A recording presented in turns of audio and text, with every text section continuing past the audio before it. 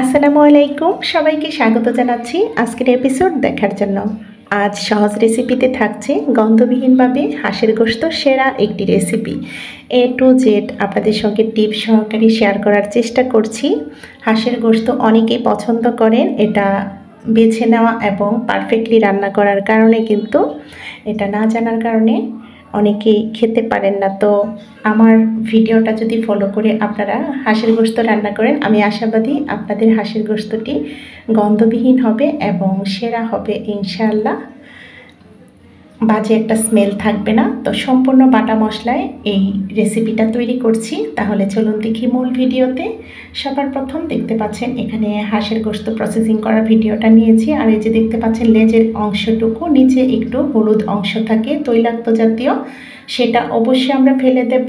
এটা যদি ফেলে না দিই তাহলে কিন্তু সমস্ত হাঁসের গোশতটাই বাজে একটা স্মেলে ভরে যাবে, তাই এটা অবশ্যই দৃষ্টি আকর্ষণ করবেন। আর এই যে ঘিলা কলিজা সম্পূর্ণ একটা হাঁস আমি নিয়েছি। এইবার আমরা পর্যাপ্ত পরিমাণ কুসুম গরম পানি দিয়ে ভালোভাবে বেশ কয়েকবার ধুয়ে নেব। হাতে সহ্য হয় ওই রকম গরম পানি দিয়ে আমি ধুয়ে নিচ্ছি, দেখতে পাচ্ছেন। অবশ্যই এই কাজটি করবেন, স্টেপ বাই স্টেপ ফলো করে আপনারা রান্নাটা করলে আমি আশাবাদী আপনাদের হাঁসের গোশত রেসিপিটা সেরা হবে। যারা কিনা কখনোই হাঁসের গোশত খায়নি, এই রেসিপিটা খেলে ইনশাআল্লাহ এর ফ্রেন্ড হতে বাধ্য। তো এভাবে করে সমস্ত গোশতটুকু ধুয়ে একটা স্ট্রেনারে ঝরিয়ে নিয়েছি, পানিটা যেন ঝরে যায়। আমি কিন্তু আবারও বলছি, গরম পানি দিয়ে ধুয়ে নিতে চেষ্টা করবেন। তারপর এখানে নিয়েছি দারুচিনি, এলাচি, সাদা এলাচ,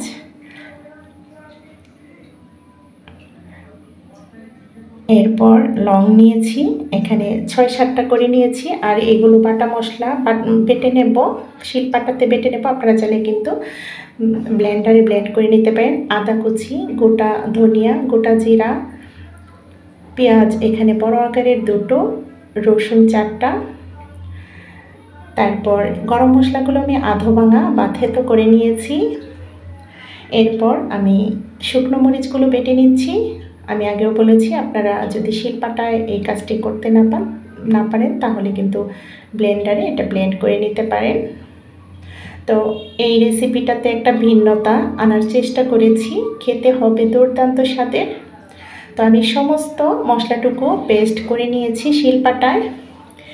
এবার একটা বড় পাত্রে সমস্ত গোশতটুকু রেখে এখন থেতো করা গরম মশলা আর বাটা মশলাগুলো দিয়ে দিয়েছি। শুধু হলুদটুকু দিয়ে দিচ্ছি 1/2 চা চামচ পরিমাণ, আর স্বাদ মতো লবণ আমি উঁচু করে 1 চা চামচ পরিমাণ দিয়েছি লবণ দিয়ে হাতের সাহায্যে ভালোভাবে মেখে নিচ্ছি। আমরা কিন্তু তেলটা এখন দিচ্ছি না। এবার আমরা একটু রেস্টে রেখে দিয়েছি। হাতে সময় থাকলে 20 থেকে 30 মিনিট আমরা রেস্টে রেখে দেব।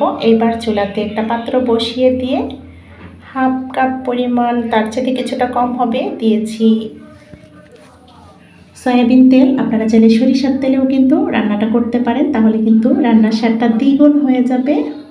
এই পর্যায়ে 1/2 কাপের চাইতে কিছু বেশি হবে পেঁয়াজ কুচি একটু নরম করে ভেজে নিয়েছি। আর তেজপাতাগুলো দিয়ে একটু সুন্দর একটা স্মেল আসার আগ পর্যন্ত ভেজে নেওয়ার পর ম্যারিনেশন করা সমস্ত হাঁসের গোশতটুকু ঢেলে দিয়েছি। আপনারা কিন্তু অনেকেই পুরাতন বন্ধুরা যারা আছেন জানেন আমি সরাসরি বাগার কিংবা মেখে বসিয়ে দিই, ম্যারিনেশনটা একটু কম করার চেষ্টা করি। তবে এই হাঁসের গোশতর রান্নাটাতে একটু ভিন্নতা আছে।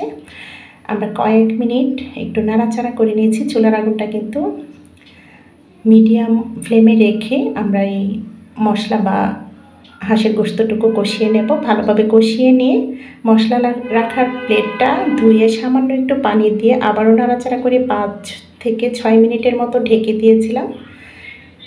গোশত থেকে অনেকটা পানি উঠেছে, দেখতে পাচ্ছেন। 5 থেকে 6 মিনিট পর ঢাকনাটা সরিয়ে আবার একটা খুন্তির সাহায্যে ভালোভাবে নাড়াচাড়া করে ঢেকে দিচ্ছি। এই কষানোর কাজটা অবশ্যই একটু ধৈর্য সহকারে করে নিতে হবে। আবারও আমি 10 মিনিট ঢেকে দিয়েছিলাম। 10 মিনিটের ভেতরে কিন্তু অফ ক্যামেরায় মাঝে মধ্যে ঢাকনাটা সরিয়ে একটু নাড়াচাড়া করে নিয়েছি। অবশ্যই লক্ষ্য রাখতে হবে যেন পোড়া লেগে না যায়। তো 10 মিনিট পর ঢাকনাটা সরিয়ে একটু নাড়াচাড়া করে এই পর্যায়ে কলিজাটুকু দিয়ে দিলাম। 2টো হাঁসের কলিজা দিয়ে দিয়েছি। কলিজাটা আগে যদি আমরা মাংসের সঙ্গে কষিয়ে নিতাম তাহলে কিন্তু কলিজাটা ভেঙে যেত, তাই আমরা চেষ্টা করব কলিজাটা পরে দিতে। এই পর্যায়ে দিয়ে দিচ্ছি বলক আসা ফুটন্ত গরম পানি। অবশ্যই আমরা গরম পানি দিতে চেষ্টা করব। গরম পানি দিয়ে আমরা আবারও একটু নাড়াচাড়া করে নেব। পর্যাপ্ত পরিমাণ গরম পানি দিয়েছি, কারণ হাঁসের গোশত একটু হার্ড থাকে, সেজন্য ভালোভাবে যেন সেদ্ধ হয়, সেজন্য পানিটা একটু বেশি দিয়ে এবার কিছু কাঁচামরিচ দিয়ে ঢেকে দিয়েছি 10 থেকে 12 মিনিটের জন্য। 10 থেকে 12 মিনিট পর ঢাকনাটা সরিয়ে এবার দিয়ে দিলাম হাফ চা চামচ পরিমাণ গরম মশলার গুঁড়ো। আপনারা চাইলে টালা জিরার গুঁড়ো দিয়ে দিতে পারেন, বা এই যে ভাজা জিরার গুঁড়ো। তারপর ভাজা জিরার গুঁড়ো কিংবা গরম মশলার গুঁড়ো দিয়ে আমরা ঢেকে রাখবো 5 মিনিট।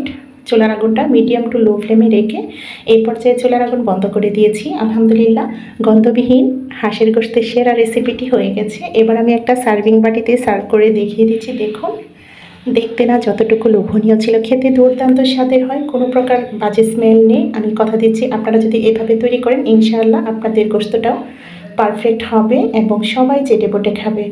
আর গ্রেভিটা দেখুন, আর কালারটা জাস্ট ওয়াও। আমি কি বলবো, এটা আপনারা একবার হলেও তৈরি করে খেয়ে দেখতে পারুন। অনেকেই ভয় পান এই হাঁসের গোশত পারফেক্টলি রান্না করতে পারেন না, তাদের উদ্দেশ্যে কিন্তু আজকের ভিডিওটা শেয়ার করা। আর ঝালটা আপনারা আপনাদের টেস্ট অনুযায়ী কমিয়ে বাড়িয়ে নিতে পারেন, তবে হাঁসের গোশততে কিন্তু ঝালটা বেশি হলেই ভালো লাগে। আশা করি আজ সহজ রেসিপিতে হাঁসের গোশত রেসিপিটি আপনাদের ভালো লেগেছে। যদি এই ধরনের টিপস সহকারে নতুন ও সহজ বাঙালিয়ানা রেসিপি পেতে চান তাহলে অবশ্যই লাইক কমেন্ট শেয়ার করতে ভুলবেন না। চাইলেই নতুন বন্ধুরা চ্যানেলটাকে সাবস্ক্রাইব করে আমার পাশে থেকে যেতে পারেন। পাশে থাকা বেল আইকনে ক্লিক করে দেবেন যেন ভিডিও ছাড়া মাত্রই সবার আগে নতুন ভিডিওগুলো আপনার কাছে পৌঁছে যায়। আর যারা এই কাজগুলো করে নিয়েছেন তাদেরকে জানাই আমার অন্তরের অন্তঃস্থল থেকে অনেক দোয়া ও ভালোবাসা। এরকম একটা পারফেক্ট হাঁসের গোশততে আমি কোনো বিশেষ মশলা ব্যবহার করিনি, শুধু একটু ধৈর্যের ব্যাপার। আর গ্রেভির জন্য অবশ্যই পেঁয়াজ রসুনের পেস্ট ব্যবহার করতে চেষ্টা করবেন, তাহলে আপনার রেসিপিটা সেরা হবে ইনশাআল্লাহ। এই হাঁসের গোশত আমরা চাইলে কিন্তু রুটি, পরোটা, সাদা ভাত, পোলাও এবং খিচুড়ির সঙ্গেও সার্ভ করতে পারি। আর চালের রুটি হলে তো কোনো কথাই নেই। আর আপনারা দেখেই বুঝতে পারছেন হাঁসের গোশতটা কতটা পারফেক্টলি সেদ্ধ হয়েছে আর কতটা জুসিনেস ছিল। আমি আমার বাচ্চাকে কামড় দিয়ে দেখিয়ে দিয়েছি আপনাদেরকে দেখানোর উদ্দেশ্যে। তো দেখা হচ্ছে পরবর্তী ভিডিওতে, সেই পর্যন্ত আপনাদের সবার সুস্বাস্থ্য কামনা করছি। সবাই ভালো থাকবেন। আল্লাহ হাফিজ, আসসালামু আলাইকুম।